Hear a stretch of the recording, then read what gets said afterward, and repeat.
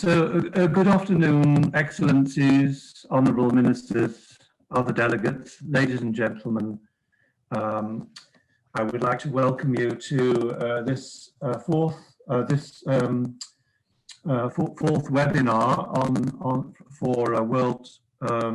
for the international coconut community and in conjunction with a non-aligned movement for South-South Technical Corporation. Sorry, yeah, a Centre for South-South Technical Corporation. Thank you very much for your attendance. I'd just like to remind you to keep your microphones switched off during this session, and that we will have questions and answers at the end. We have three speakers for you today, and so we would also want to ensure that we have permission from each of the speakers to provide the material that's presented for publication. I would also like to remind the speakers to keep to your allotted time so that we have enough time for discussion and the other presentations. So on behalf of the international coconut community, I would like to welcome the delegates for this fourth webinar on health and economic benefits of virgin coconut oil during COVID-19 and beyond. The three speakers we have for you are Dr. Atmarita, who's a member of the expert team in the Indonesian Nutrition Association. And secondly, someone who's also possibly well known to most of you is Dr. Fabian Deirit, the Professor Emeritus at the Ateneo de Manila University in the Philippines, and who is also the Chairman of ICC's Scientific Advisory Committee and Health. And finally, our third presentation on manufacturing and marketing with economic benefits of VCO. We're very fortunate to have the marketing manager, Mr. Anas Ahmad from the Vco Bagos.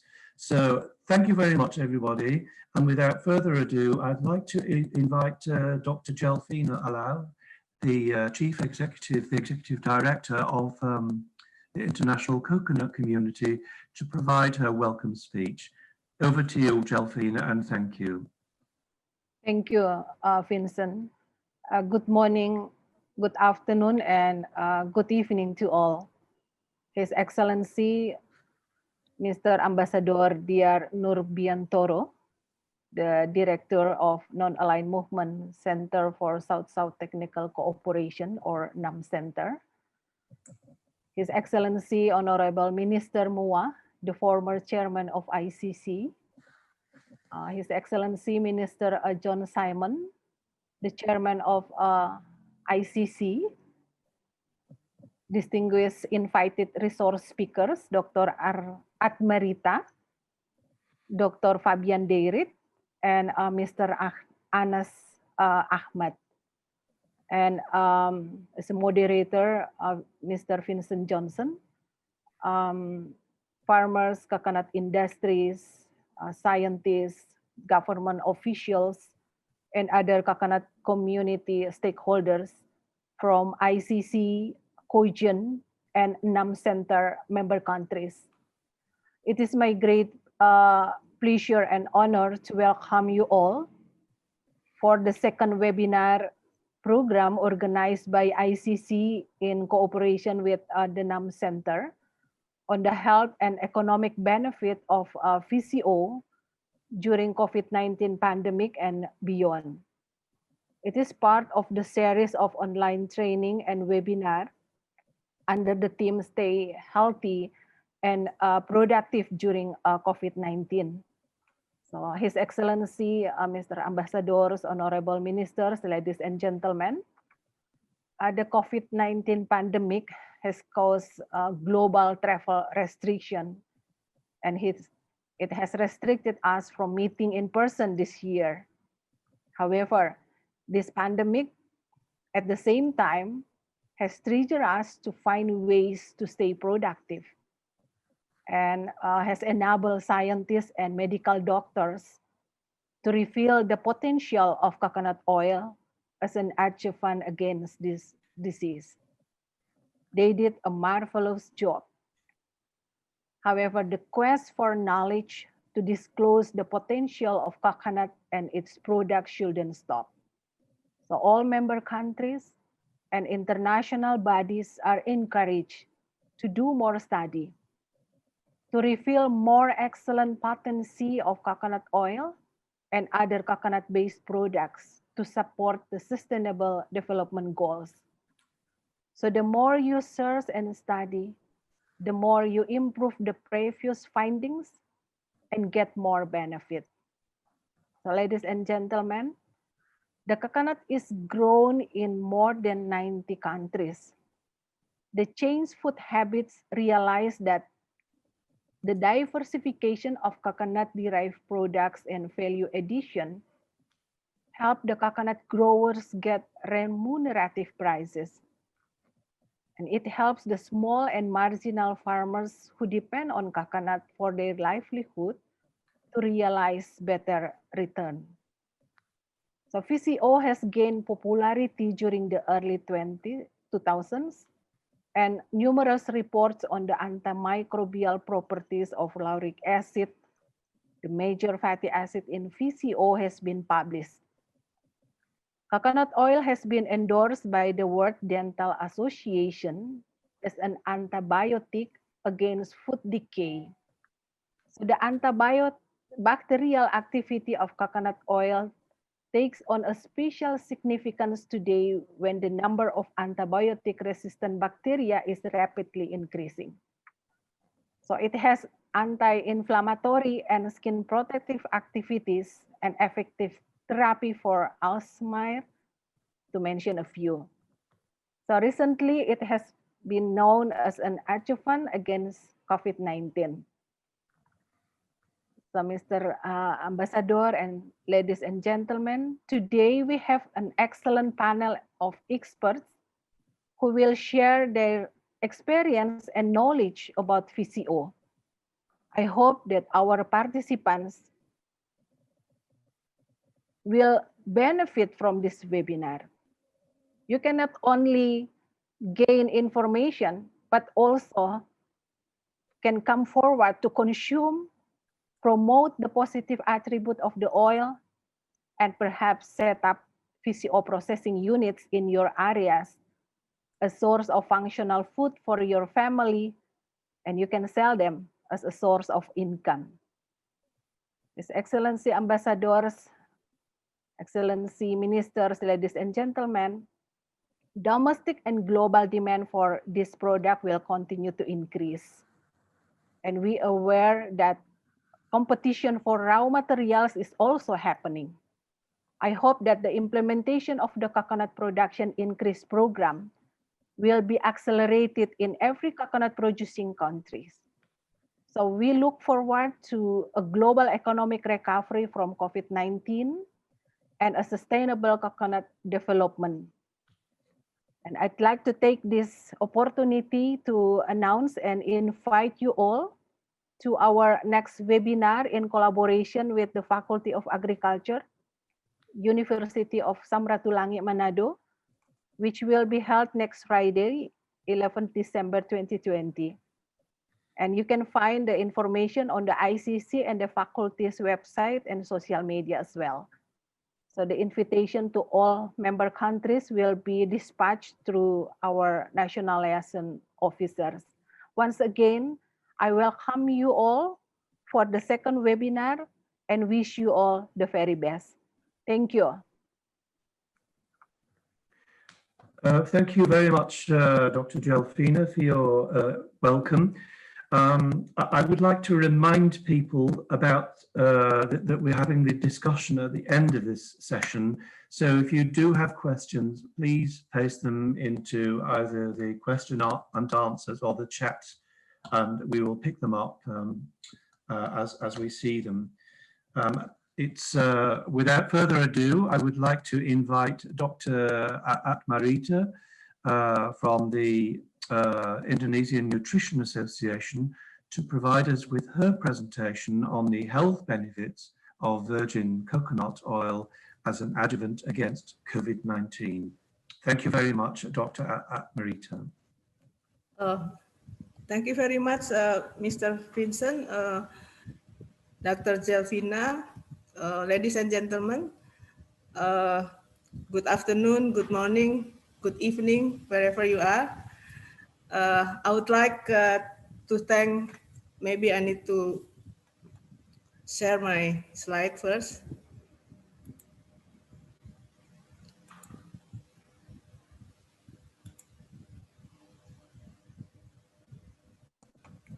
Just while Dr. Atmarita is sharing her slides, I would also like to remind the delegates that when you're not wanting to speak, to keep your mics turned off and also your mobile telephones. The session will be recorded and there will be a link provided afterwards so that you can download things. Thank you, and back to you, Dr. Atmarita. Okay, thank you very much. So I would like to thanks to ICC, International Coconut Community, and then Non-Aligned Movement Center for South and South Technical Cooperation, who gave me the opportunity to present the benefits of VCO against the to fight COVID-19. As we know that right now we are facing globally almost 68 million people affected by COVID-19, and also I think it's about 1.6 million already passed away. So it's 2.2% death rate, and even in Indonesia is higher. So I would like to introduce myself. Is from Indonesian Nutritionist Association. So this is the professional organization that brings together nutrition experts in Indonesia. As you can see, the logo motto Swasta Hairena, meaning improving health through food and nutrition. It means that as an important element in achieving the welfare of the Indonesian people. So our organization was founded on January 12, 1956. We have a member about almost 27,000 across the country, from national level to the community level. We work for government, universities, private sectors, food industry, etc. And then we also have a National Nutrition Day that we celebrate every January 25th since 1960. So now, first, of course, we will mention about what is VCO. VCO, known as the extra virgin coconut oil, is pure cold pressed coconut oil that has been refined, and also known as for its pleasant fragrance and taste, as its healthy antioxidant, and also medium chain fatty acid and vitamins. I would like to also compare the VCO and versus the regular coconut oil. So the VCO is extracted from coconut meat obtained from fresh coconuts, and RCO is extracted by cold compression of copra with a moisture content of around 6%. And then VCO is done using natural methods: dry processing, fermentation, cold compression, and wet milling, while the RCO is processed through high heat exposure, and solvents like hexane are used. And then VCO, most unrefined pure version of coconut oil, while RCO is refined coconut oil, known as, sometimes we call it RBD, refined, bleached, and deodorized oil. So the composition, the two varieties do not differ much in composition, except for the fact that some polyphenols, vitamins, and minerals that contribute to the taste, fragrance, and goodness of coconut oil are found more in VCO than RCO, regular coconut oil. A 2009 study published in the International Journal of Food Sciences and Nutrition confirmed that VCO had better antioxidant capacity than refined, bleached, and deodorized coconut oil. The study also indicated that contribution of antioxidant capacity in VCO could be due to phenolic compounds. Yeah, so this is polyphenols are a category of plant compounds that offer various health benefits. regularly consuming polyphenols is to boost digestion and brain health, as well as protect against heart disease and type 2 diabetes, and also several kind of disease. And then the purity, the VCO has a very good taste and smell since it's derived from fresh coconuts, and it's subjected to very low heat and sunlight. It is also not refined. This preserves all the natural goodness of this oil, including its high content of vitamin E and minerals. These nutrients are otherwise robbed from the ordinary coconut oil during processes like heating, filtration, refining, and bleaching, which are done to make it colorless and odorless. Furthermore, it is very effective as a moisturizing agent. Its antioxidant properties are far better than those of normal coconut oil. So the benefits of VCO, I will explain it again later. It is higher in antioxidant. The supplementation of VCO had an anti-thrombotic effect compared to the regular coconut oil. VCO had a significant beneficial effect on blood coagulation, which could help prevent cardiovascular diseases. And then if we consuming 2 tablespoons of VCO in young healthy adults, it will increase the level of HDL or good cholesterol. And then VCO has the same anti-inflammatory, analgesic, antipyretic, antioxidant, anti-stress, and antimicrobial properties as regular coconut oil. So why coconut oil is good for immunity? Because it has the that like mentioned before with Dr. Delfina, as lauric acid and caprylic acid. Both are well known for fighting off yeast overgrowth, candida, along with bacterial infection.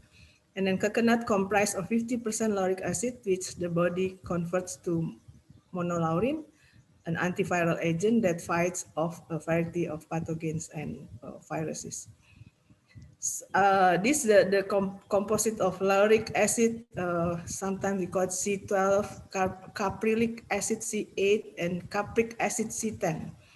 This is as a component of triglyceride, comprise about half of the fatty acid content in coconut oil, the healthiest oil that we can find. And then C12, C8, and C10 make up the medium chain fatty acid, or MCFA, content of coconut oil. MCFAs are the antimicrobial powerhouse behind coconut oil's ability to cure and prevent a growing list of disease and illness. And MCFA tends to improve cholesterol ratio by increasing HDL, as I mentioned before. This is a good cholesterol, and also enhance the ability of pancreas to secrete insulin, diabetes. Lauric, capric, and caprylic acids and their respective monoglyceride, monolaurin, monocaprin, and monocapryline all exhibit antimicrobial activity that boosts the immune system.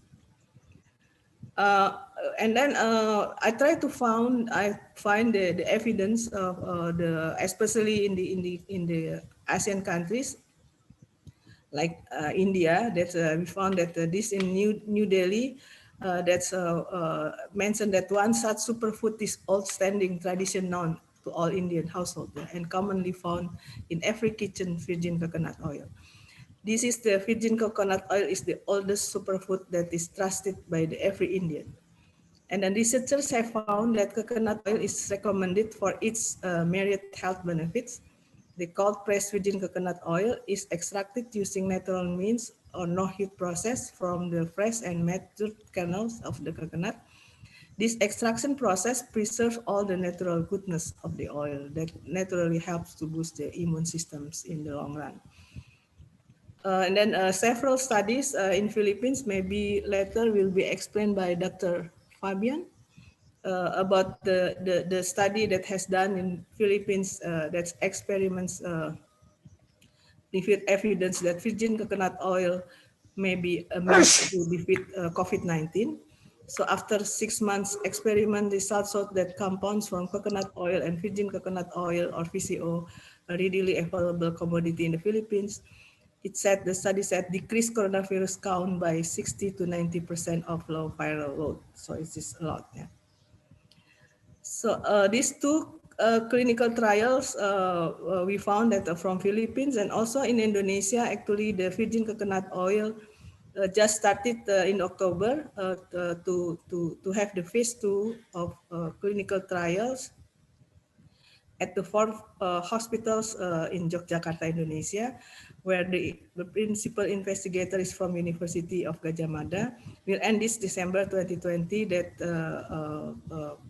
where the COVID-19 patient received PCO as part of the treatment, sponsored by NIH US. I believe this study will publish by the end of this year. So in summary, many of viruses and pathogens coconut oil has been found to prevent include the following: this herpes, influenza, cytomegalovirus, HIV, listeria, monocytogenes, helicobacter pylori, and harmful protozoa such as Giardia and Lamblia. And then this Vco is truly wonderful tool to keep the immunity kit of wellness as more natural solution. Though it hasn't been found to be a proven cure for any disease, but the antiviral properties of in Vco have been through extensive research. We will find that this is very powerful for improve the immunity of the people. It is recommended that to consume 2 tablespoons of virgin coconut oil every day to boost the immune system. So at the last, this is the message that I will say that food plays an important role in deciding our health, which in turn affects the body's immune systems. A weaker immune system can be detected when a person falls sick easily and quite often. And then the intake of virgin coconut oil enhances the metabolism while also strengthening the immune system. So virgin coconut oil can be included in our diet in several ways. Thank you, Mr. Vincent. Thank you very much, Dr. Amarita. As I said to all of the delegates at the start, if you do have questions or answers, or you want to share some more information, please type it into the chat or into the questions and answers.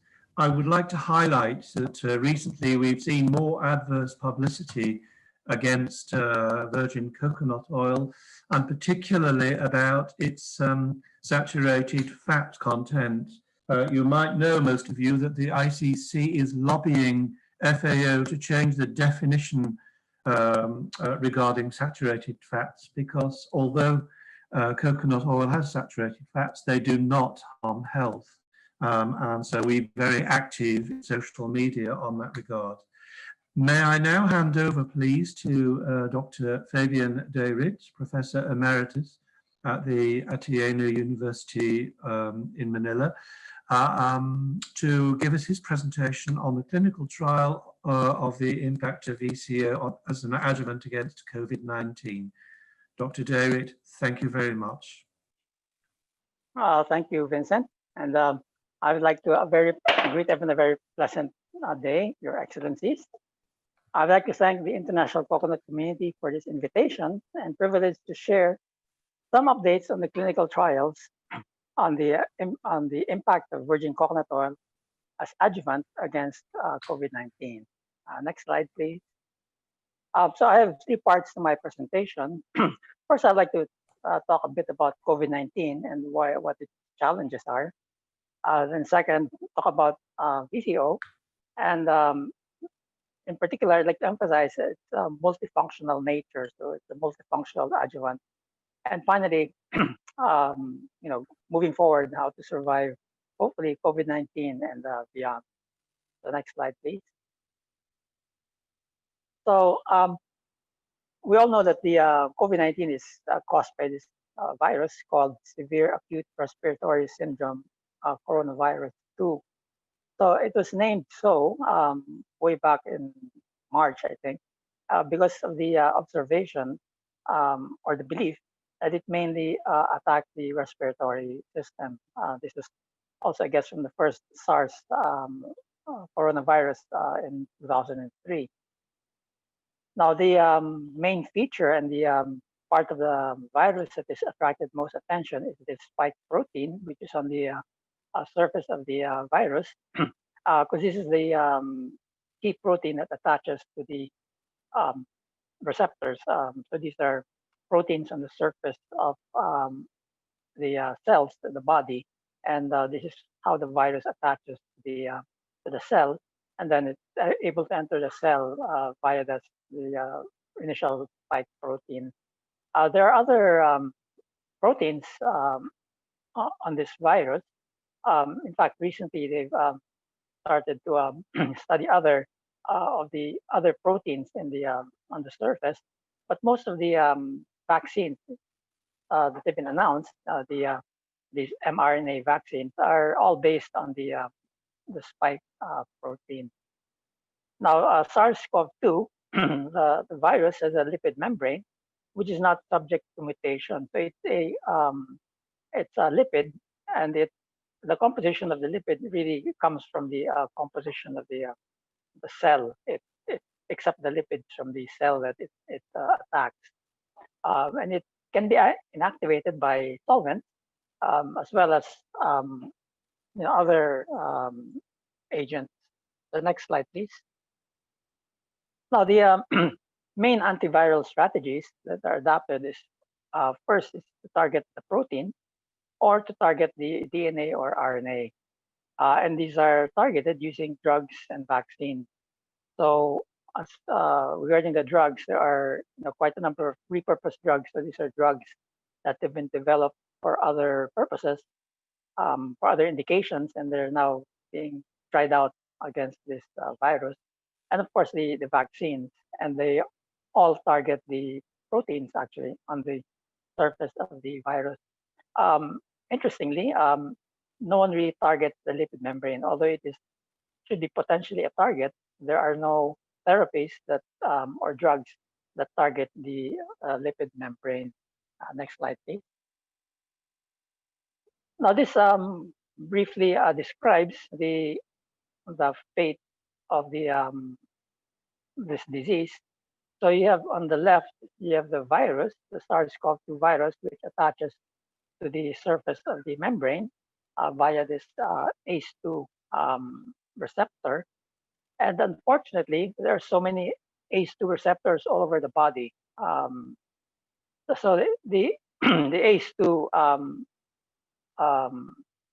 enzyme actually is it relaxes the cell, so it's present in many parts of the body. So it's present in the brain, in the eye, in the nasal mucosa, respiratory tract, in the lungs, in the heart. So what this means is that the virus is able to attach and therefore attack many parts of the body. So it really is much more than a respiratory disease. It attacks the entire body.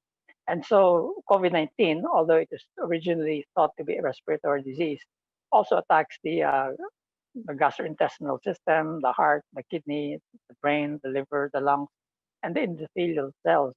So these are where the blood vessels, and so when they get inflamed, then they can block the passage of blood. So it's very serious, and they should cause a overreaction of cytokines. So it's called the cytokine storm, which can be very damaging as well.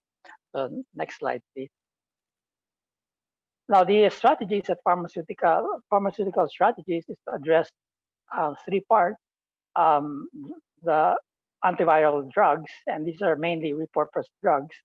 So there's really no time to develop new drugs against the coronavirus, SARS-CoV-2, because it takes 8 to 10 years to develop. They can also target the immune system, and this is mainly through vaccine. So the role of the vaccine is really to prime the immune system, sort of to prepare it ahead of time against a potential attack of the coronavirus. Monoclonal antibodies are also proteins, which are modeled after the virus. And convalescent plasma would be plasma from patients who've been previously infected, so they hope to transfer the immune bodies to the recipient. And anti-inflammatory drugs to address the problem with inflammation. The next slide, please. Now, there have been quite a number of trials, really a lot. As of November 29, 2020, this is from the website of clinicaltrials.gov. So it's a website run by the, I guess, National Institutes of Health in the US. And those who run clinical trials can have their trials registered in clinicaltrials.gov. And as you can see, there are almost 360,000 registered studies with clinicaltrials.gov. This is worldwide. And the number of clinical trials that have involved drugs or biological intervention, which would include vaccines, is 155,000 studies. So there's been a lot of interest in this. And hopefully, we can have more clinical trials registered here on using virgin coconut oil. Next slide, please. So let's go to the, COVID-19 is multifaceted. It attacks many parts of the body.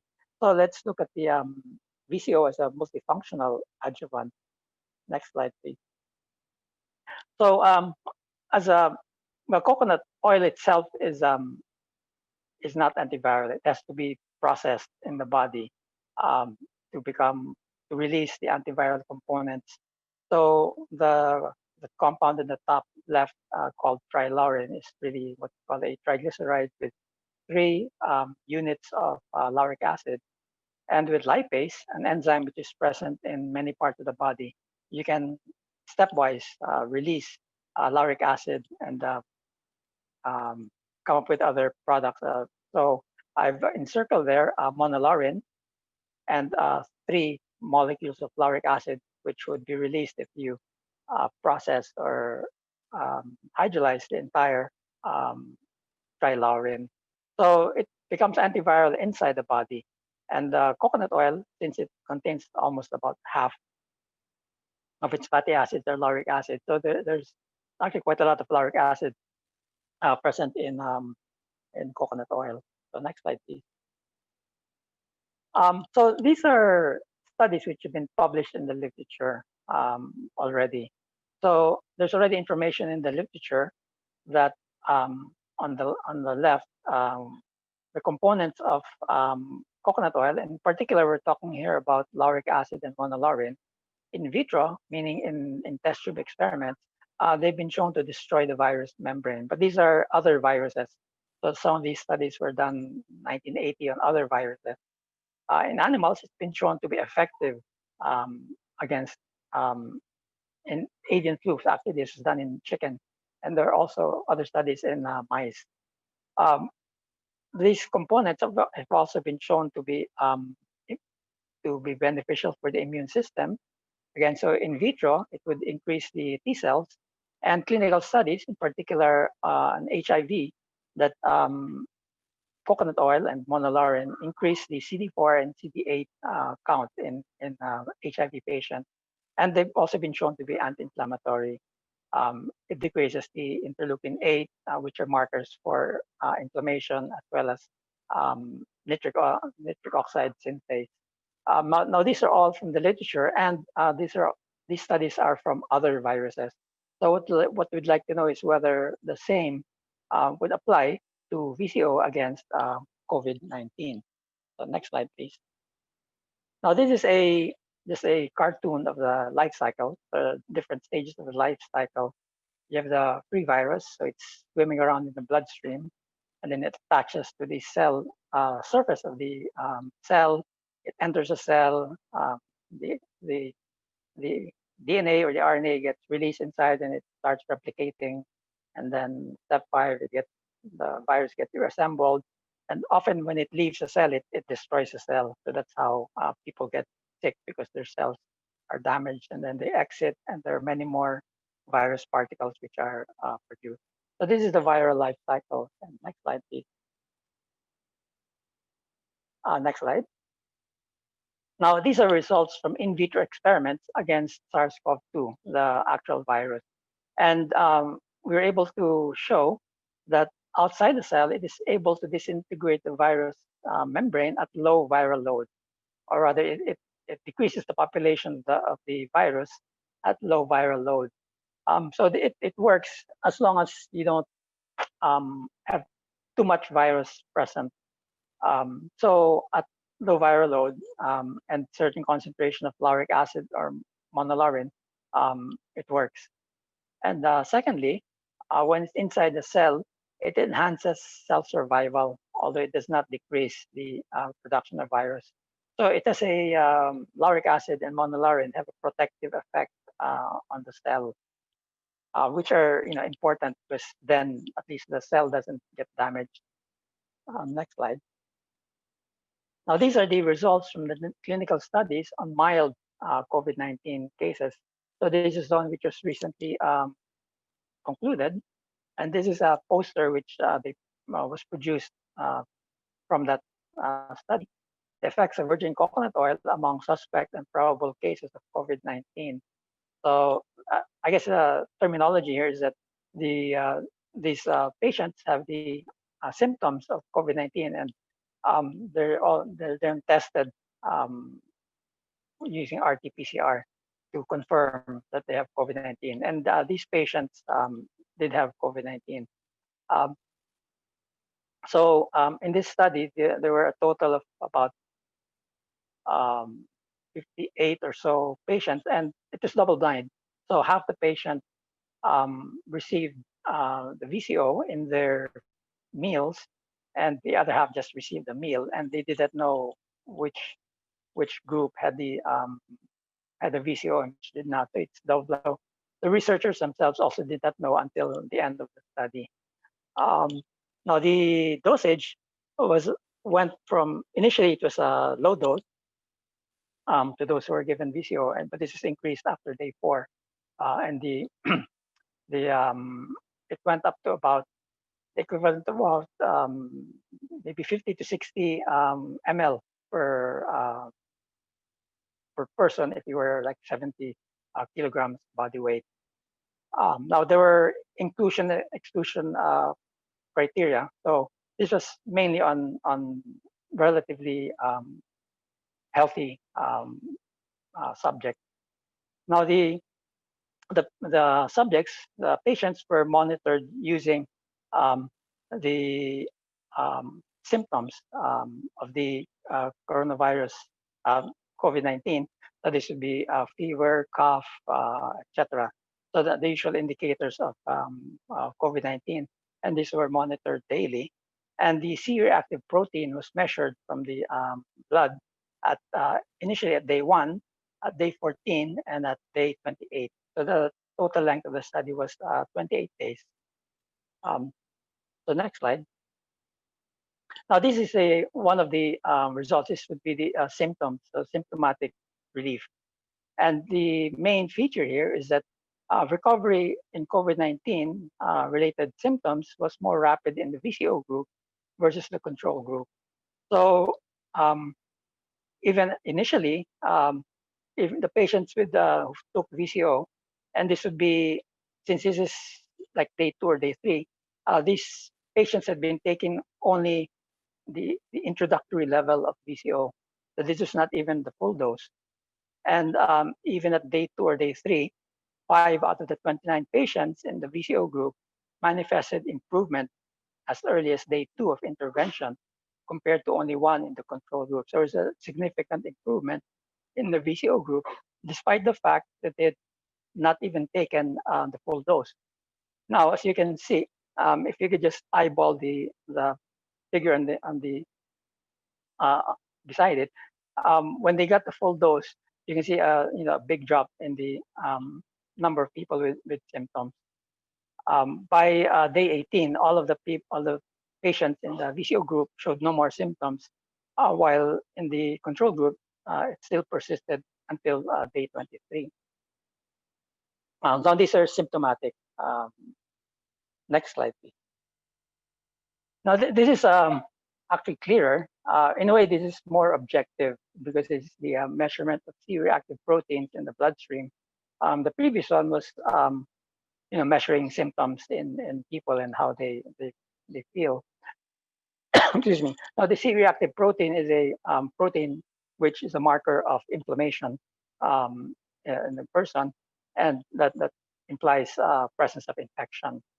Now, the mean level of C-reactive protein, so the average C-reactive protein level in the VCO group, dropped much more rapidly compared to the control group.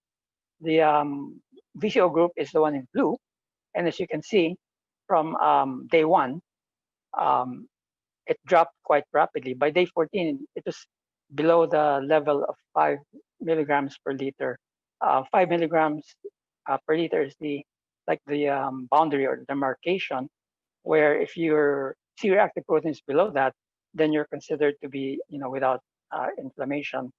And as you can see, the blue line continued to drop even after towards day 28, and presumably further, it was, the slope is going down. But if you look at the red line, which is the control group, it dropped at day 14, but then it lingered, stayed at the boundary. In other words, the control group did not show complete improvement up to day 28. And fortunately, it was only up to day 28, so we don't know, what would have happened to them. But it's clear here that the VCO improved the inflammatory status of the VCO group. So that was a very significant result. The next slide, please. So this is the previous slide that I showed. And so I've added here in the boxes in blue, this should be the results of our study. So on the left, the in vitro study versus SARS-CoV-2, it was virucidal at low virus concentration, and it VCO, or rather lauric acid and monolaurin, enhanced cell survival. So these are results from our in vitro study to add to the antiviral effect. And then on the anti-inflammatory effect, clinical trials on mild COVID-19 subjects, COVID-19 symptoms fell with VCO, and the C-reactive protein also fell. So these are very promising or favorable parameters. And here I'd like to acknowledge the funding given by the Philippine Council for Health Research and Development of the Department of Science and Technology. And the Philippine Coconut Authority provided the VCO that was given to patients. So they were tested and they were shown to be good quality VCO. So next slide. Dr. Dairy, yes? Just to say that 5 minutes maximum left. Thank you. Oh, okay. Yeah, I'm going out to my last. Okay. Next slide, please. Well, maybe to explain the meaning of adjuvant. Actually, adjuvant means to assist, or it's an auxiliary. In the medical term, it's a substance that enhances the effect of a particular medical treatment. And so there's adjuvant therapy, drug adjuvant, and immunological adjuvant.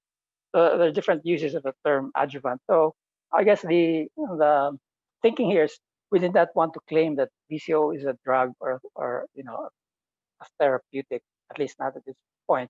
So we're calling it an adjuvant. Of course, the other terms we call it a functional food, but right now it was called an adjuvant. So just to explain the meaning of that term. The next slide, please. Finally, how to survive COVID-19 and beyond. Next slide. This slide shows that the incidence, the frequency of pandemic has been increasing. From 1900 to 1950, there was only one viral epidemic, 1918 epidemic. And then next 50 years, there were 8. And then next 20 years, there have been 7. So it seems that pandemics may be increasing over time. Well, they are increasing over time. The next slide, please. Now, we need a response that's sustainable. We can't be spending this much money each time there's a pandemic. In the US, Operation Warp Speed is 10 billion. OECD estimates 137 billion for global vaccine. Drug developments are expensive. Vaccines are expensive. Remdesivir used to be a promising drug. Now it's not. But obviously, if this happens every 5 years or so, then we're all going to be broke. Next slide, please. So any solution has to be effective, affordable, and appropriate. And this is affordable, effective, and appropriate for all parts of the world, not just in the US or Europe. Next slide, please. Now, of course, we need vaccines, but they have to be effective, affordable, and appropriate. Now, this article shows that the mutations in the SARS-CoV-2 means that the vaccine may not be optimal for everyone in the world. They may be optimal for certain populations, but not towards all, because they're developed, towards a certain type of, genetic group in terms of the RNA. And mutations are already known. So this is certainly a worry. Next slide, please. The vaccines, this should be, in fact, this is quite recent article in just December 3. And if you just look at these, the graphs, they show that the efficacy of the vaccine or the antibodies drops over time. And this is from day 1 to day 119. So that's about 4 months. So it shows that the antibodies drop, over time. So does it mean that after 1 year, 2 years, you'll need another dose of the vaccine? Next slide, please. And but it's also known, and the article on the left shows that obesity and chronic metabolic disease makes COVID-19 worse. On the other hand, coconut is healthy. So coconut really, even in terms of improving health, would be beneficial for everyone. Next slide, please. So in summary, VCO is antiviral, immunomodulatory, and anti-inflammatory. It's affordable, readily available, and a healthy functional food. So we should increase support for R&D for VCO. What we've done, I think, is a good initial study, but certainly we have to go beyond that. We have to know whether VCO is effective in protecting persons with comorbidities. So if you have diabetes or heart disease, will VCO work for you? Can VCO improve the efficacy of vaccines? So it's possible that you take a vaccine and then take VCO with it. It might even be better. Who knows? We have to do the study. So we should, and then finally, of course, we should increase support for coconut industry and the coconut farmer, because if the demand increases, then we'll need, more VCO for everyone to take. So on that, next slide, well, my last slide. It's really an advocacy for a coconut solidarity trial. So WHO has a solidarity trial for drugs. Perhaps we should look at a solidarity trial for coconut. So on that note, thank you for your attention. Thank you very much, Dr. David, for a very engaging and interesting presentation. Lots of take-home messages there. Just to, before we move on to the next speaker, I would like to remind you that for delegates to receive an electronic certificate, the Non-Aligned Movement Center for South-South Technical Cooperation would invite you to fill in the evaluation form. The link's been provided. Also, a number of you have already asked for the presentations and information. ICC will be making that available through a link for you to download. I think without further ado then, I would like to now invite our third speaker, Mr. Anas Ahmad, the marketing manager from Vco Bagus, to provide a presentation on manufacturing and marketing with economic benefits of virgin coconut oil. Just again to remind you that the questions and answers will be discussed in the session at the end. Thank you, and over to you, Dr. Anas. Sorry, Mr. Anas. Thank you. Hello, my voice, you can hear clearly? Yes, we can hear it very clearly. Thank you. Okay, let me share my slide.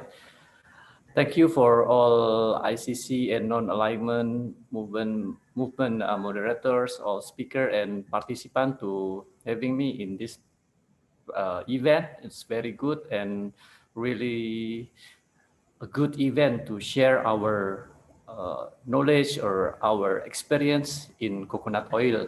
And today I will share a bit about the coconut oil production and marketing. Let me introduce myself. I'm Anas Ahmad. I'm from Vco Bagus. I'm also a book author and now becoming a vice chairman of PEPMIKINDO, that's Indonesian coconut oil producers. That we already know from the previous speaker that talking a lot already explained us about the benefit of the coconut oil, especially virgin coconut oil. And as we know, the existence of the coconut already date back in thousands of years, maybe, coconut as a fruit. And coconut oil actually is not new for us. It's already used in India, in Indonesia, Malaysia, Philippines, Papua New Guinea, and almost all the tropical country already use the coconut oil for daily use. And as we know that in 1930, coconut oil is already very popular and highly demand, include in US. But in 1980, some of the research blame the saturated fat is bad for our health. So in that period, the coconut oil is like declining and becoming not popular. But in 2001, one of the researcher, Dr. Bruce Wife, he released the book about the healing miracles of coconut oil and introduced coconut oil and becoming more popular, starting again becoming popular. And in 2020, because of the pandemic, it's very glad like Dr. Fabian have a very good research and presentation that show the coconut oil is very good to help people and also us to protect and increase our immunity. Now I will talking the simple processing of the virgin coconut oil. Actually, virgin coconut oil, previously as we talk, coconut oil processing is mostly coming from copra, but virgin coconut oil require using the fresh coconut to be used. Is there some of the processing? Basically, I will explain to you two basic methods of the virgin coconut oil processing. Number one is dry processing. So we using the fresh coconut and make the coconut flake or the coconut powder. After that, we press it and removing oil by pressing the material and get the coconut oil. This is a dry method. This method can be used in small business or small household. Some benefit of this process is simple and can be done at home by farmer, no need any electricity power.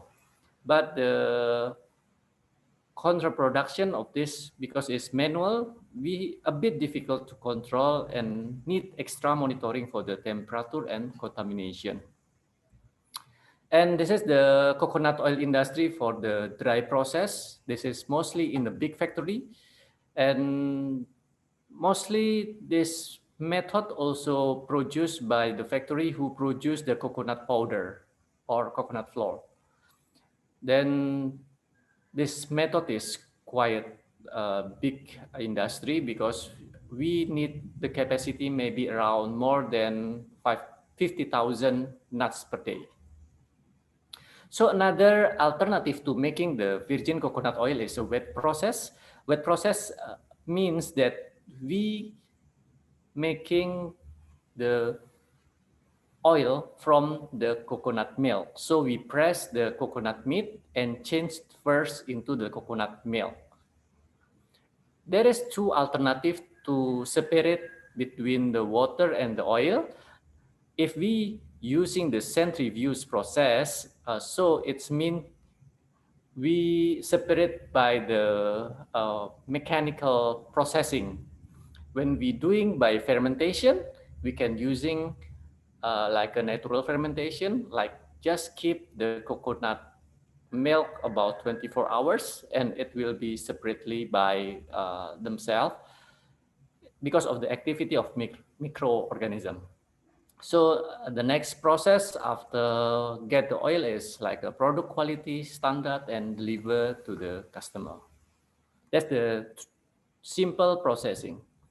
This is the image of the usual Vco fermentation method that we found. So this is also can be done by the farmers and also by the people at home by themselves. So they can directly making their own coconut oil by fermentation process. One of the idea, we need to understand that we cannot control the bacteria in the coconut milk. So sometimes the product that produced by the fermentation cannot be taste good longer. So for using like in 1 week or maybe last in 1 month, that will be okay. But we cannot keep the VCO longer. Another process is centrifuge, but it's quite expensive and maybe can be produced by the small medium enterprise, like also in corporation, is using the electricity. Some of the rural area is having difficulties for this process because it's need high electricity energy. This method, centrifuge, can be done by the continuous factory and also can be used batch processing.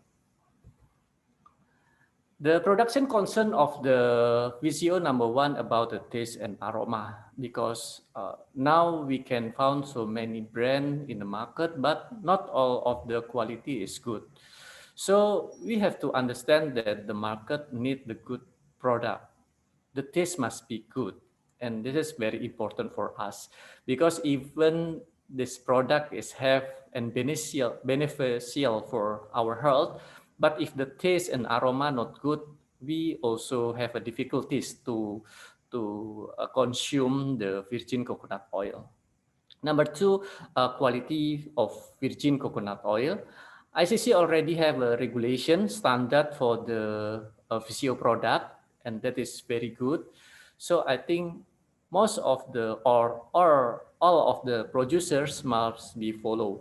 In Indonesia, we have also the national standard of the virgin coconut oil. So this product must be registered also by the government of the local FDA in every country. Certification also another important things like hygiene, GMP, HACCP is also the important thing to make sure the production is good. So another certification that maybe need fulfilled by the producers is halal, and the organic certification will be a plus for the products. And the number 4 about the cost benefit analysis. We understand that in business or in the production, the cost benefit and profit is also the another important variables. So if we only making the coconut oil from the coconut, it will be very expensive. So we have to be creative to make another value chain of the products, such as we have to use the coconut water. We can produce another byproduct from the coconut oil and becoming another value added product. So the cost of the virgin coconut oil price will be decreased, and it can be acceptable by the market.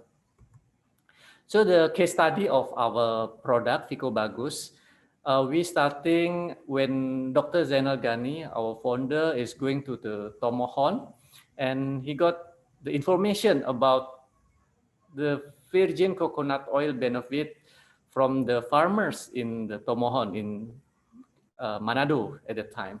And during that time, Dr. Zainal Ghani, he have a diabetes, and he's starting to try the coconut oil for himself. And amazingly, the blood glucose level at that time becoming normal without any drugs. So he found one of the important things in life. So he now committed to producing the virgin coconut oil. And now I support In Vco Bagus as one of the producers in Indonesia. So in Vco Bagus, we have 3 pillars. So we starting the integrated farm means that creating sustainable farm. We using the organic fertilizer, cross-cropping with the coffee, avocado, and other vegetables. And we also have cows, goat, catfish, and chickens. Then they can be fed also by the coconut meat after the processing. And the next, we also support the green production, making the high quality product by selecting good materials and develop other product.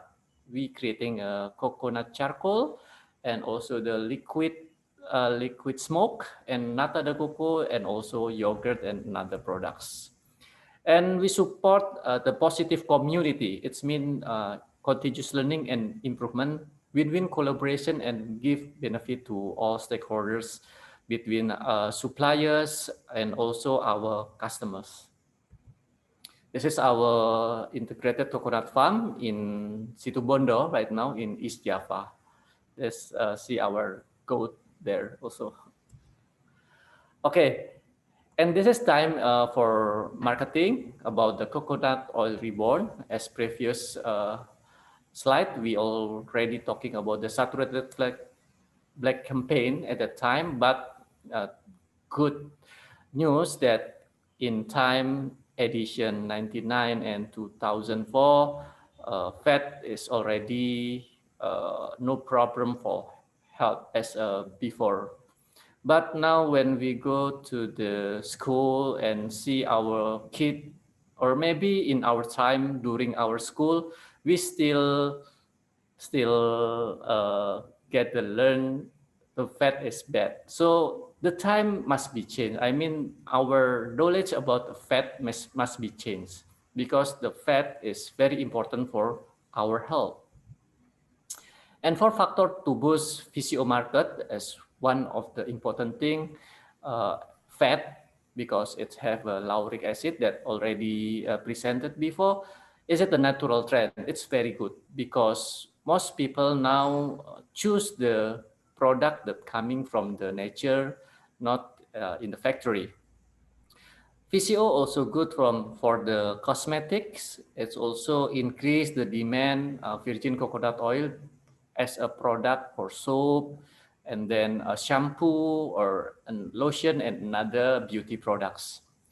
Number 2 is this pandemic, and people starting looking for good food to increase the immunity. So from the slide that presented by Dr. Fabian, it's very good because we can increase our knowledge about the benefit of the virgin coconut oil and how the mechanism of the virgin coconut oil can help our body. Include the number 3 is about the new research.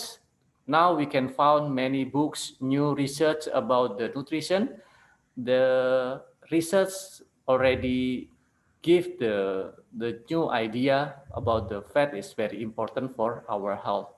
Another number 4 is about the social media, because now many influencer and information in internet is very vast, and it's helped us to understand the benefit of the coconut oil.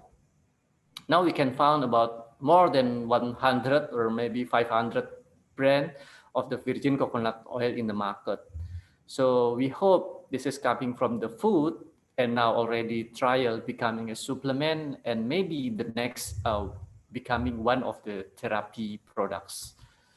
So the marketing insight for the product, the important thing is the quality of the product.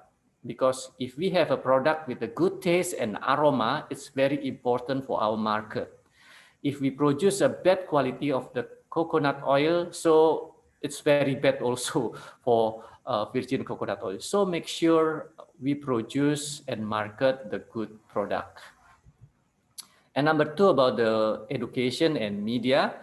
Glad now so many books, a magazine, also a TV show that give the information, the benefit of the virgin coconut oil to increase the awareness. And please, we must be active in social media like Instagram, Facebook, or YouTube to keep informing the benefit of the virgin coconut oil. As we know, maybe some the big industry not coming yet, so it's our job how to spread this information, and social media can be quick and have a low budget. So the summary for my presentation, the coconut oil is the new beginning for our health. Yeah, it's already used by our parents or maybe our grandparents, but after the fat a black campaign at the time, people lessly using the coconut oil. So we have to starting again. And number two is a new opportunity for us. As we know that the tropical countries like Indonesia, India, Philippines, Malaysia, Papua New Guinea, and all of the tropical country have the coconuts. So it's our job, our duty to giving the understanding to the farmer, the benefit of the coconut oil. The farmer must be wealthy because they have the coconut. And they also must be healthy because they have to eat the many coconut products every day.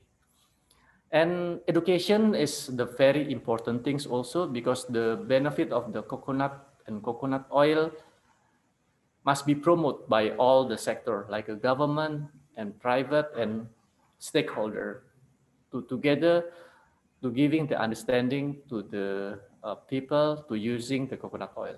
And number four, community and digital must be optimized because with community like what ICC do or non-alignment movement do, it's very important to give the information to the people. So I hope this event also give and increase the awareness of the people, especially for ourselves, to using the coconut oil every day. Thank you very much. Thank you very much for the interesting presentation, Anas.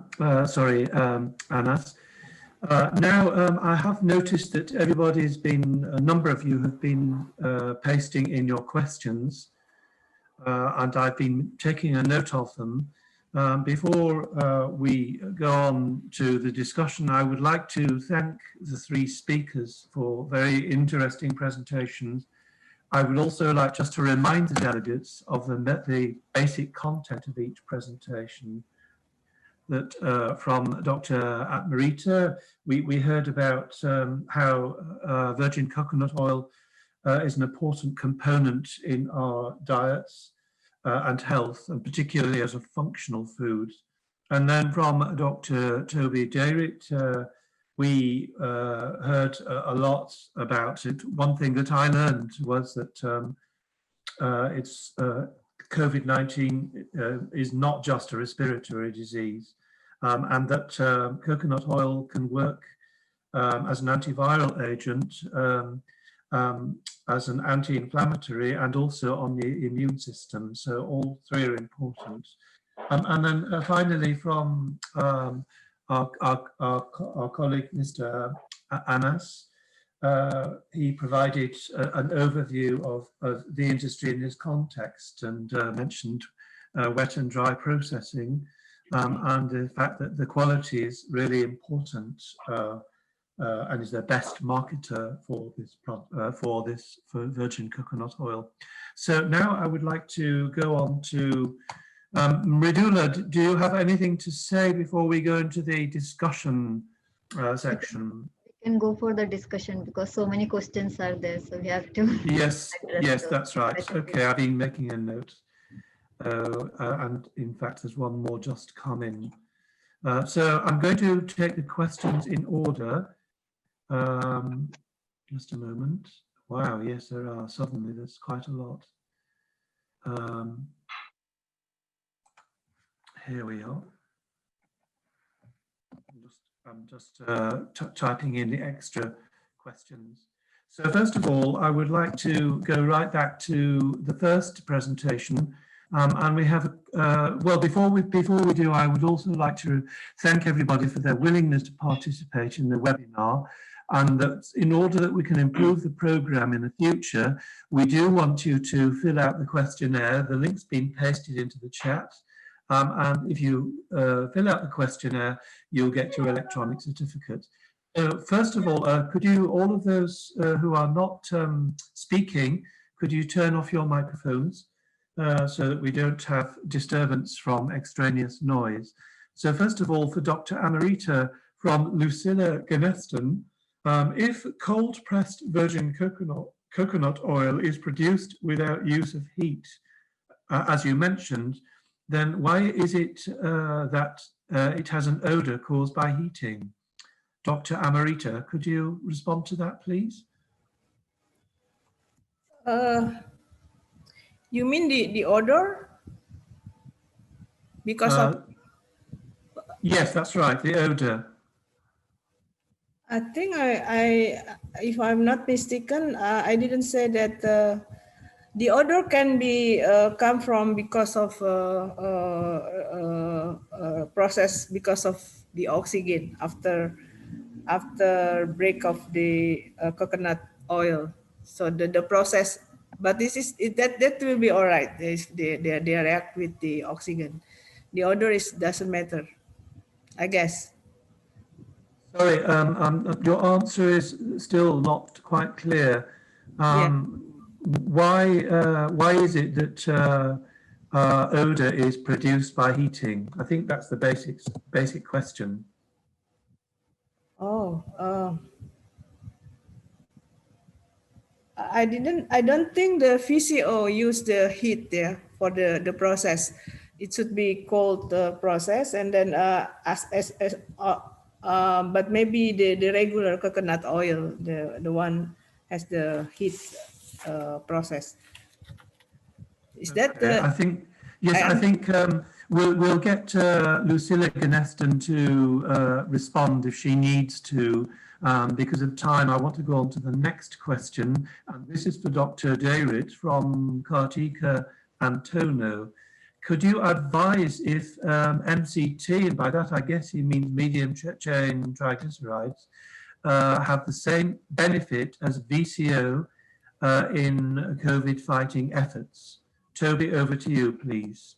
Yes, but first of all, I think we have to define what we mean by MCT. If you buy MCT oil, the commercial MCT oil, which is a pharmaceutical grade MCT oil, it's mainly C8 and C10. This is the MCT oil that you get that they make in the US. When they first made MCT oil, the C12 lauric acid was the expensive part of the coconut oil, so they would use that for for cosmetics and other products. And the C8 and C10 were the byproduct, and so they developed. Well, they chanced upon MCT oil, which is C8 and C10. So if you buy C8 and C10 MCT oil, it doesn't quite have the same effect against COVID-19. MCT oil is good for other things, maybe for actually for energy. That's probably the oil you would take if you wanted to address Alzheimer's disease. But it's not the oil that you would use for COVID-19. Thank you. If we'll assume that that provides some of the answer, and if Kartika Antono wants to ask further questions, you can do so afterwards, either with microphone or by chat.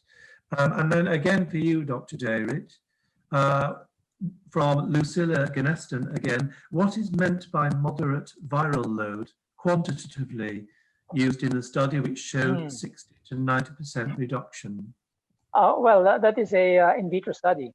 So there's really no direct transfer from in vitro to human. It's really the conditions were dictated by the protocol of the in vitro study. So when you say low viral count, For low viral load, it's just the amount of virus that is put in the test tube versus another test tube where they put in a lot of virus. In fact, you really, I don't think they also quantify how much virus people have in the bloodstream. So in a way, it's really a qualitative statement that if the amount of virus is not so high, then VCO. Again, this is an in vitro study, so you really can't directly translate an in vitro study to the effect in human, because presumably you could take a lot of VCO. So you have the dose of how much VCO do you take. So I guess it's one of those things you would need to do more research in. You have to quantify what you mean by how much virus is present versus how much of these compounds are present in the bloodstream.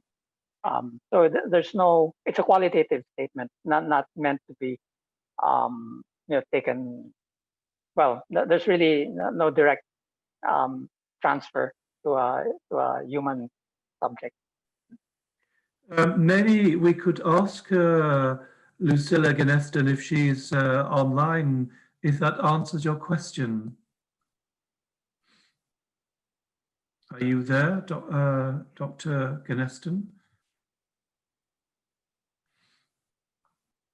If I assume there's no response, I'll carry on to the next question.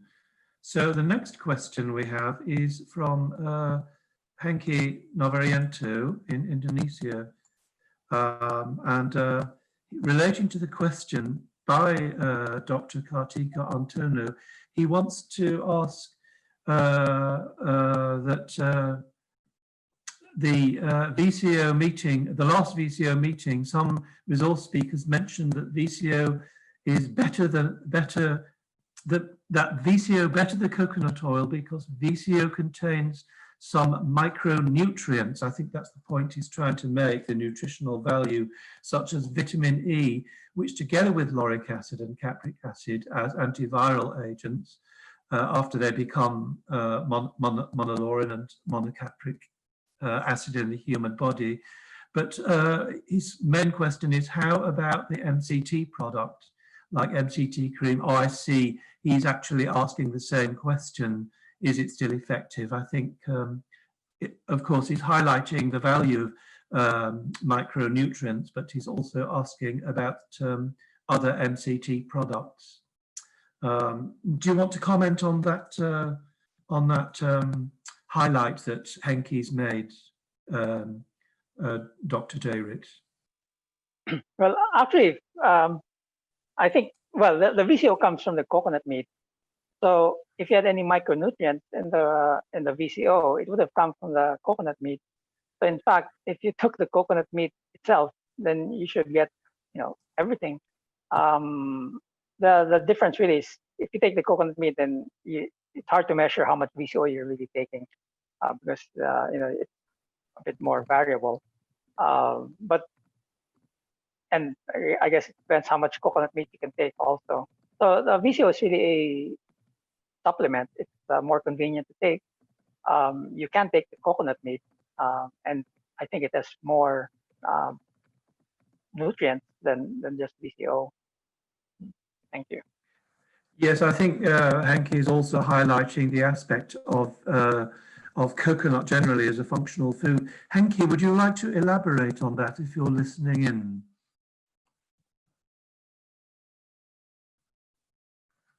If I don't hear from you in a moment. Yeah. Yes, we can hear you. Yes, please carry on. Dr. Vincent, your presentation, I follow maybe 3 times, very good. Actually, my question is a simple question, as the same question by Dr. Kartika Antono. In Singapore now, they have produced MCT powder. In the hotel, they prepare in the room, when we enter room, the coffee, the tea, and the cream, but not diet cream. So now in Singapore, they produce from coconut milk, especially only MCT C6 until C12. So my question for antiviral, is the micronutrient still in MCT the same with VCO? That's the question. Thank you. Back to you, Toby. We're talking about these particular products produced from coconut milk, whether the VCO from those will have micronutrient content still. I guess you will only know if you subject it to chemical analysis. So well, it's been processed. So I don't know how much of the other nutrients will be present in the product. But maybe Mr. Anas can, since Mr. Anas is in processing, maybe he can tell us something, give us more information about this. Yes, in that case, could I ask Mr. Anas to make some comments on this discussion about MCT versus VCO? Yeah, as long as I know, the MCT is another derivative products of the virgin coconut oil, or can be also from another oil, like from the PKO, kernel coconut oil. Yeah. So for MCT from the virgin coconut oil, maybe can be more expensive comparing the MCT from the PKO, and the taste is also different. Yeah, the MCT coming from the coconut oil will be taste better. The taste is very good from the coconut, because this is the industrial side, because people want to make cheaper products. So most of the product like a coconut, MCT powder, and also the MCT liquid is coming from PKO. So this is also maybe ICC also must be notes about the regulation later on, how to giving the solution of this kind, because some product can be claimed the same MCT, but one is coming from PKO, another product is from the coconut. Yeah, maybe producers also and the market also want the cheaper products. So yeah, it's also must be concerned. That's also my opinion. Yeah, thank you. May I invite perhaps Gelfina to comment whether or not there have been any comparative studies, market studies about MCT from VCO or from PKO. Gelfina, do you have any comments to make? Okay, thank you, Vincent. As far as I know, the MCT from PKO and then MCT from coconut, we don't have any information about that, but it is a great information and input from Mr. Anas that we will have workshop to harmonize our international quality standard for coconut products next year. And then we will include that part of MCT, because right now our international quality standard only consisted of VCO, CNO, and we will include that maybe for MCT. I think that's a great input from Pak Anas. We will consider that in our workshop. Thank you.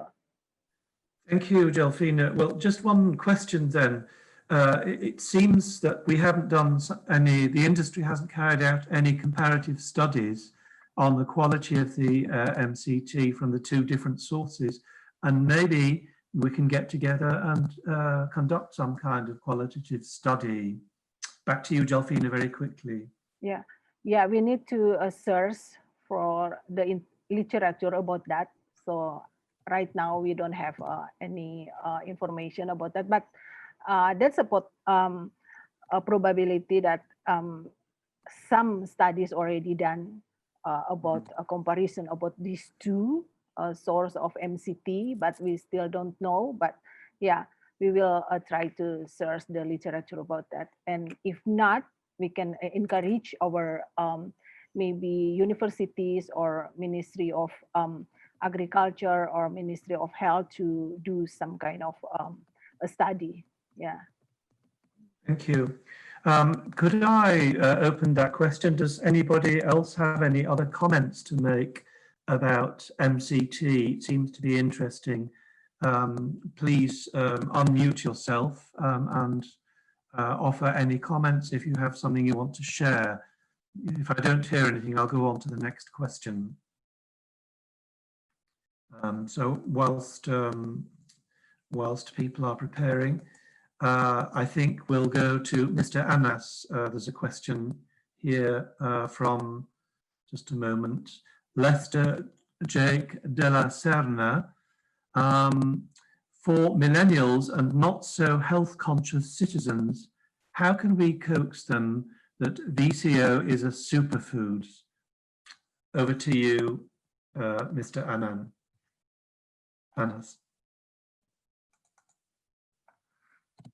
You have to unmute yourself, I think.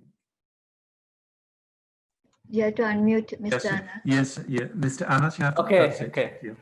Yeah, as we study in school, from the elementary school, all of us is always talk about the fat is bad, coconut oil is bad. That's happened almost all of the school until university. So millennials maybe right now still have about fear to using the coconut oil.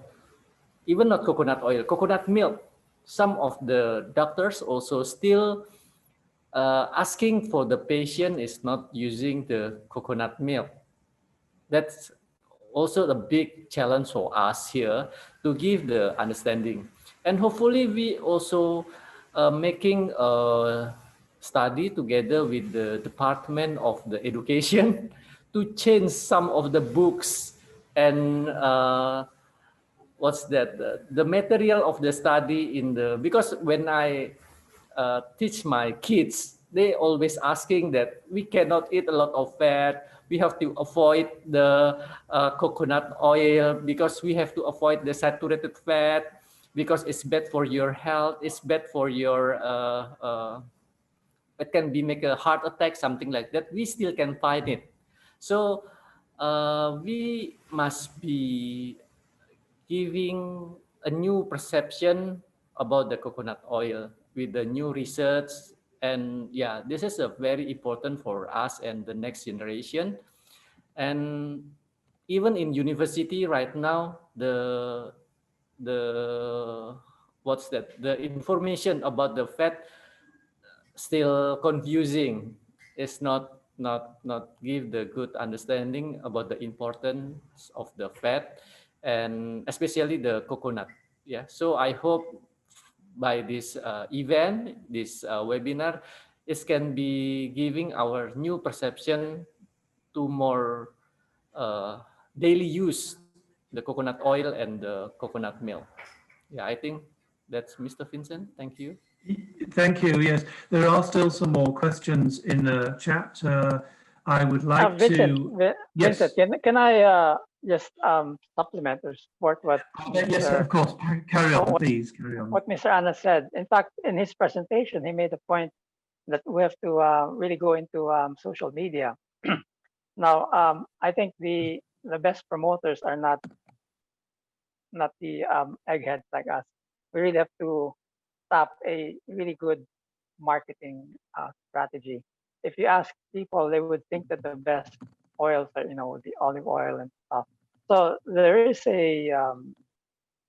acceptance of some oil, but I think what we need is a smart marketing strategy. We can give all the correct facts and things like that, but the strategy, you have to get a millennial to devise it. So don't ask us old people to have a marketing plan for millennials. But I think it's possible. I mean, approaching your Department of Education, that I think it will take more time. Whereas if you have a really nice song get a movie star to promote coconut oil, something like that.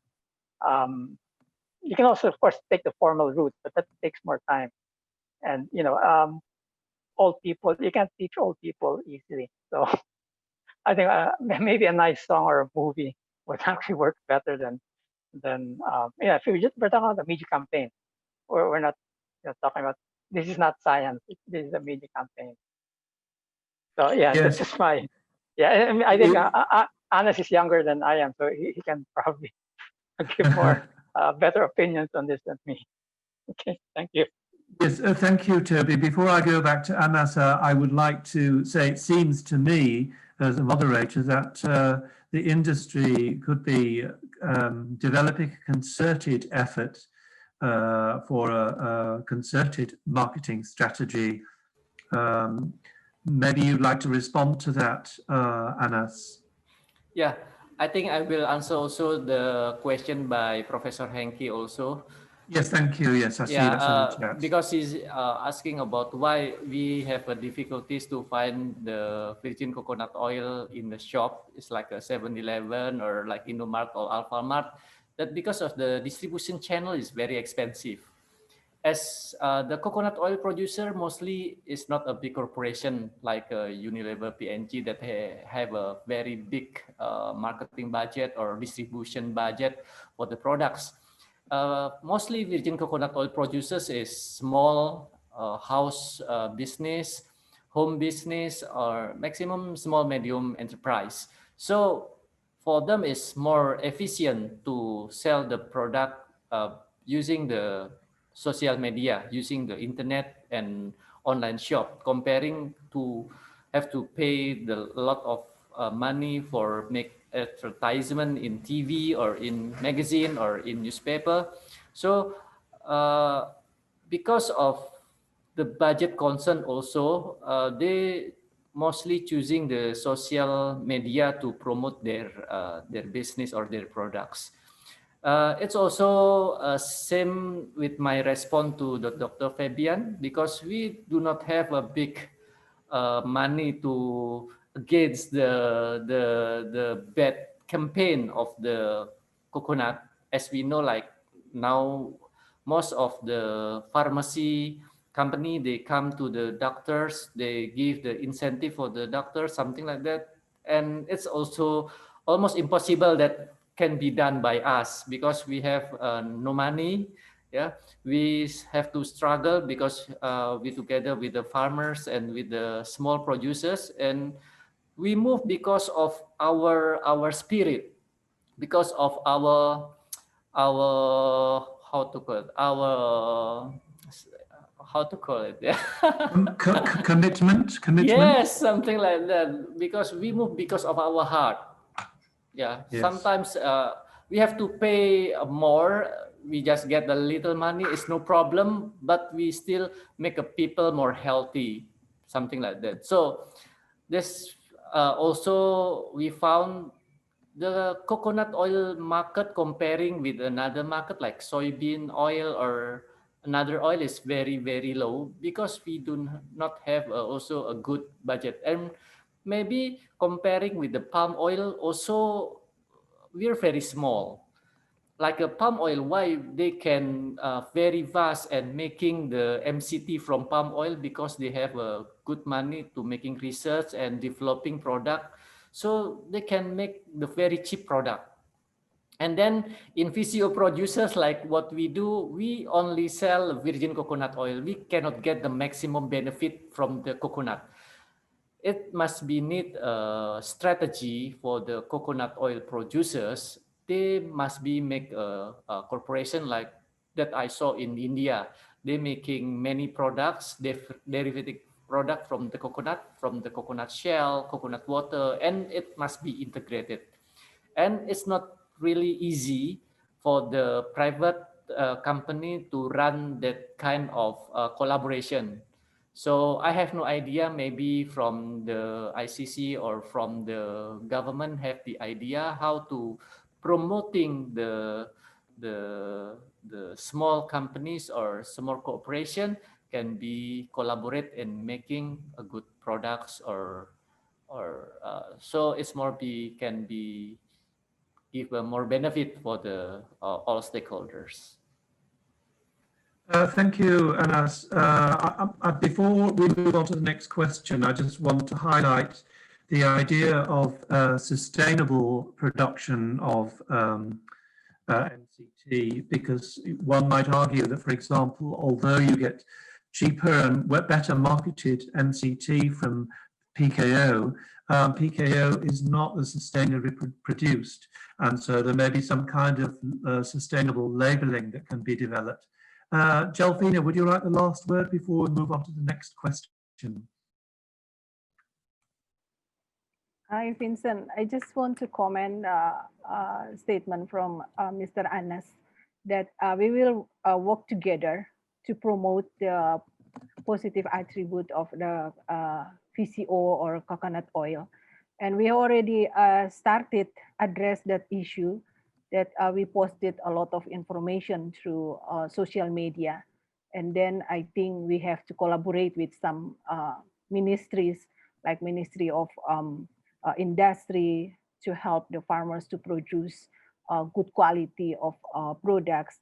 And then we will collaborate also with some Ministry of like Health, Ministry of Health, yeah, to promote the a positive attribute of coconut. And I would like to thank you because you already are taking part for talk to the Ministry of Education to revise some books about the coconut. I think we need to go to school and educate the kids, yeah, because kids are a very important part of this promotion. Okay, thank you, Vincent. Thank you, Jelfina. So now I would like to move on to Siti Muslim Martin's question that the WHO recommends that saturated fats intake is less than 10% of total energy with benefits of coconut oil and VCO. Could this be excluded from that 10% recommendation? Another question is there any recommendation in food preparation? Should it be consumed as it is or included as a salad dressing, etc., or stir-fry preparation? So there's two questions, one about the 10% recommendation, perhaps to Toby, and then another one about food preparation, perhaps to our first speaker, Dr. Amrita. So Toby, about the 10% total energy? Yes, actually that is precisely one of the things that we need to go to WHO and FAO to challenge them on this recommendation. There's actually a copy of the dietary guidelines for Americans. It's almost an exact copy. So you can tell that the dietary guidelines for Americans, the people who wrote that are now the people who are writing the WHO recommendation. So I'm afraid to say that the WHO Committee on Fats is, let's say, being populated by the same people who wrote the dietary guidelines for Americans. So this is precisely one of the things which the ICC should be bringing up to the WHO and the FAO, because that recommendation actually can be challenged quite scientifically. But anyway, that requires 2 more lectures. Okay, so thank you. Yes, indeed, yes. But I think it's very important for the delegates to know that ICC and other bodies are lobbying the WHO to change their definitions and so on. So the second question from Siti is that is there any recommendation for how we might prepare or administer oil within this context of COVID, particularly within our diets? Perhaps Dr. Amrita, you would like to address that question? Yeah, thank you very much. I think we can provide using VCO with the salad or something like that, and then consume that every day, like two tablespoons, and then just put in the salad, or we can put it in some other food like salad food or anything that can be consumed every day. That will be good for the prevent the our immune system. And also, I agree with Dr. Fabian about the recommendation of WHO that need to be discussed, yeah, for the less than % of the energy for the consuming fat. Thank you.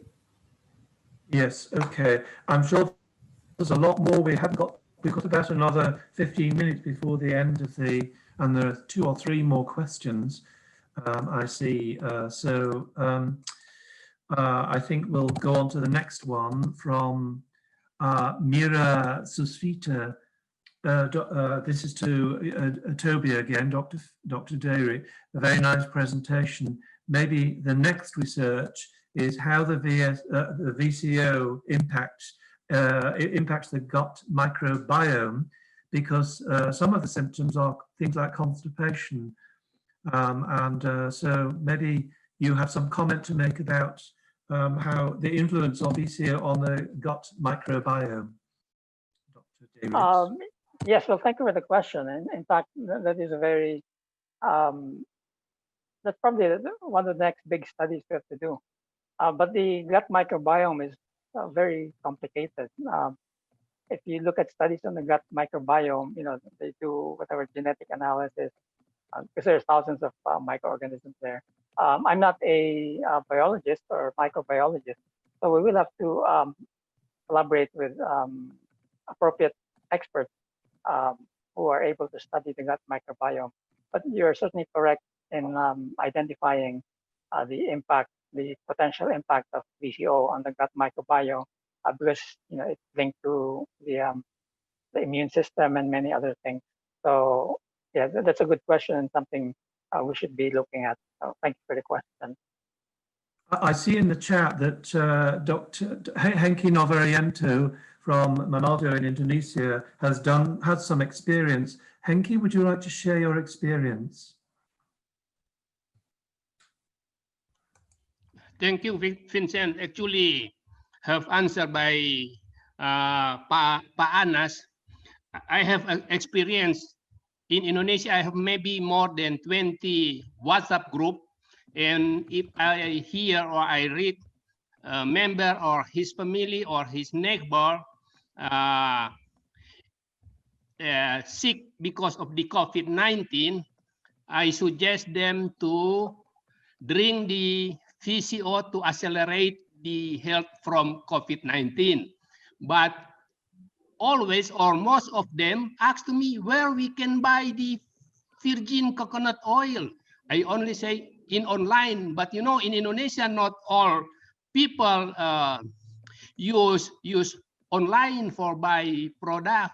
So I suggest if the strategy sell in Indomaret, Alfamart in Indonesia, or 7-Eleven, now not more in Indonesia, 7-Eleven move, I don't know, something like that, because in 2005 until 2006, when the first booming Fijian coconut oil in Indonesia, and Dr. Bruce Five came to Peninsula Hotel in Jakarta, I attended the meeting. Very easy. People get the VCO until this drugstore, something like that. Thank you. Thank you. I think because of the interest of time, and we still have a wrap-up speech, I want to go on to the final question I've got here from Henriette Jacoba Roero. She says she's very interested about the MCT discussion, but if she may suggest whether the discussion might focus more on the benefits of VCO in preventing C19 according to the current webinar topic. And she strongly agrees with Jelfina that we need to have another time to discuss the characteristics of MCT from KPO. So I think it was just a comment really that we need to focus on the benefits of VCO rather than MCT, and I'm sure everybody agrees with that. I'm trying to get back to the chat, but there we are. Just want to look at that, see whether there's anything else. Yeah, apparently there have been some question marks about the link for the evaluation. Nikan, would you like to say anything about that? Nikan Sukarabra from NC, the non-aligned movement? Yes, I think I already responded to one of the participants about the original link, just in case the abbreviation version doesn't work. I think it works by now. I provided two links. Yeah. Yes. Okay. So I think I can't see any. Oh, there's 10 in the questions and answers. Here we are. Yes. No. I think I've got all the questions and answers that are in the chat and in the Q&A. So I think now we're going to. Jolfina, if you have any final comments to make before I invite any final speech. Yes. Yes. In the question answer, Dr. Kartika Anteno has explained that she is having one program to promote. So I think Pak Anas can contact her for the promotion. Regarding the marketing problem of VCO, as it was explained by Pak Anas, please let me share our program to develop boommates and smallholder VCO producers to be branded and packed professionally with proper quality control. I think Dr. Kartika can help Pak Anas for the promotion of the VCO. Yes, that sounds very promising, Pak. Would you like to come on mic now, or shall we exchange later? Yeah. Okay. Thank you. I would like to share a bit about our program to develop. Please do. Smallholders. BUMDes is the a business unit of villagers in Indonesia. We have about almost 80,000 BUMDes all over Indonesia, and nearby our forestry area that we develop a coconut plantation. Currently, we are working with these smallholders to help them to produce VCO, and then to have a branded and packaging and quality control. So I'm sure with this, standardizing packaging quality, and also we can also help to market this one through the network. I'm working for one of the business group that we are also will work with this distribution network. Sounds like a very promising initiative that you're involved with, and perhaps if Jolfina is and even Nikan's team at SSTC, we could get together and learn a bit more about your program. Jolfina, would you like to comment, and Nikan? Thank you, Vincent. I'm so grateful to Dr. Kartika. Thank you so much, Dr. Kartika, for your support to the sustainable coconut development, and then for the information of the great project. I wish you a great success for that, and then we can collaborate any further, like Vincent mentioned, that we can have maybe a small meeting to talk about what can ICC support for the project, and in collaboration with NAM CSSTC. Thank you. Will be great, Dr. Jolfina. Let's arrange time for that. Thank you. Yeah, thank you.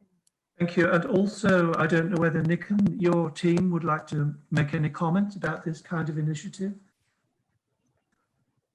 Okay. Since ambassadors, they are over here, I think I will just touch the technical aspect. First of all, echoing Dr. Jolfina, of course, the NAM Center appreciates any effort to promote the consumption and production of coconut. And I think after this, I will drop a brochure about our organization's profile and my contact. just in case we can consult, we can make a consultation or discussion in other platforms. Thank you very much, both of you. So now I think we'll go to the final speech. Just a moment, I need to...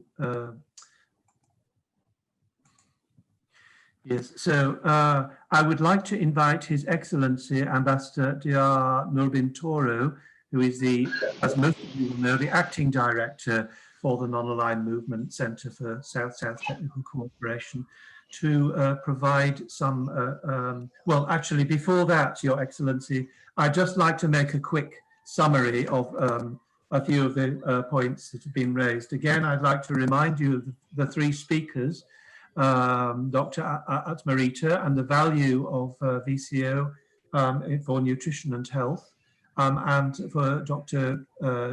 Fabian Dayrich's presentation on the clinical trials work that's been going on, and that in fact that COVID-19 is not only a respiratory disease, and it's important that whatever we develop, it's effective, affordable, and appropriate.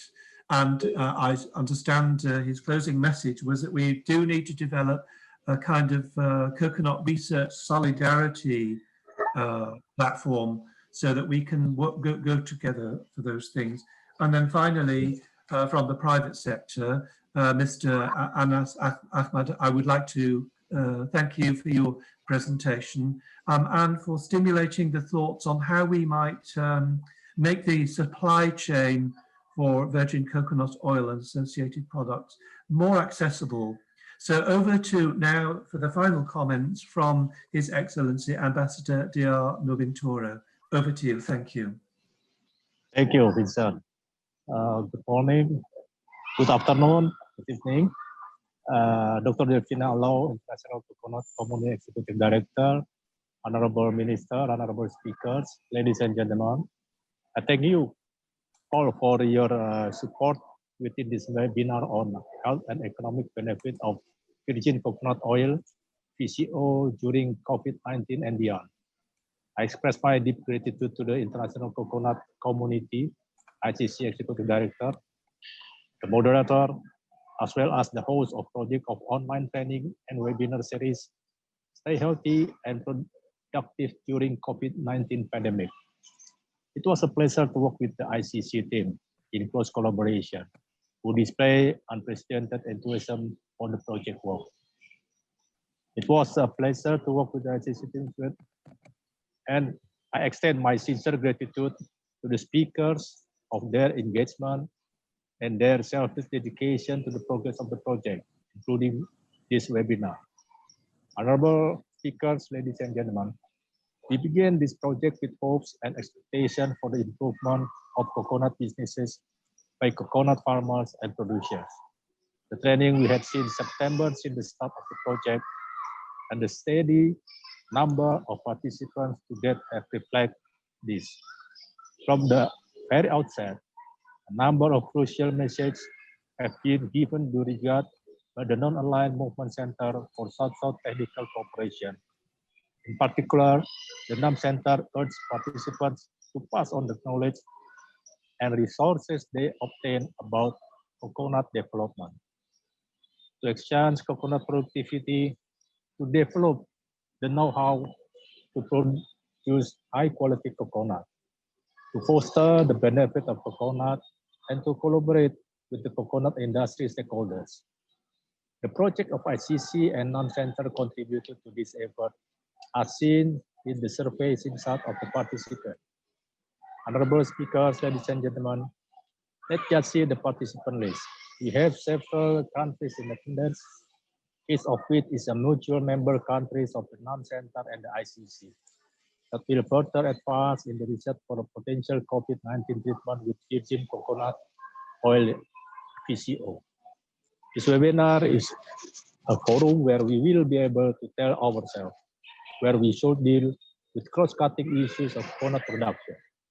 We gather here to understand, evaluate, create a link between agriculture and health, and then move forward.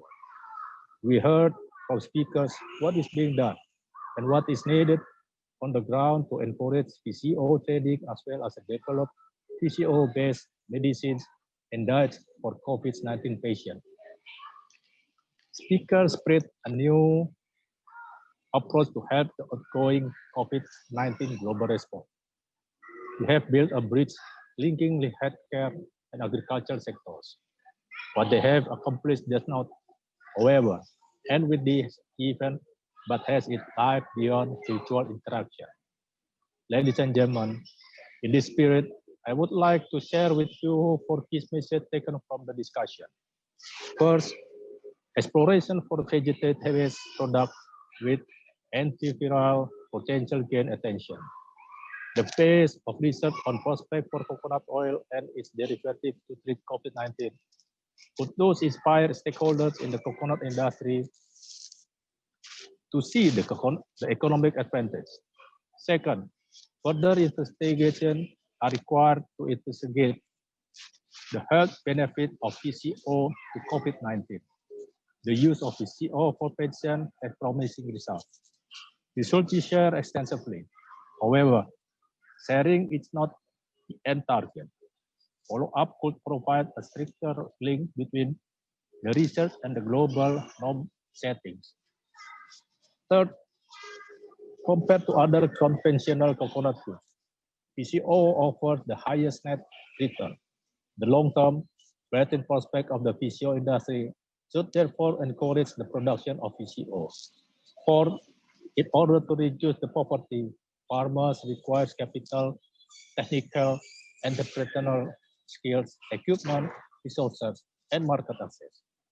Marketing by farmers requires strong farming organization. Dear participants, this 4 messages will fit into the powerful VCO industry as the result of this webinar. The NAM Center and the ICC play an important role in helping their mutual member countries realize the above-mentioned vision and face related challenges. The NAM Center is dedicated to addressing member countries' stronghold. I'm taking measures at the moment to boost the performance, effectiveness, and international cooperation of the NAM Center. Last but not least, I want to thank again the moderator, the host, the speakers, and the participants. I also thank to those who work behind the scenes, publication officer, technician, and my NAM Center colleagues. I thank you. Vincent.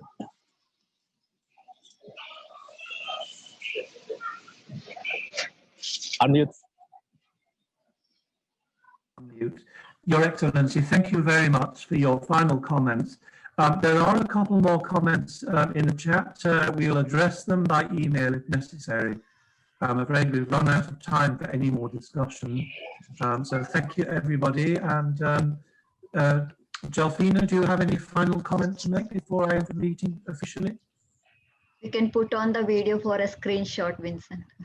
Oh, of course, yes. So, yes, could I invite all the delegates who are remaining online to open your video so that we can do the screen sharing. And yes, take off your reading glasses if you want to, or present your best slides. I'd just finally like to thank all of the delegates for their participation. ICC will let us know when you've taken the photograph.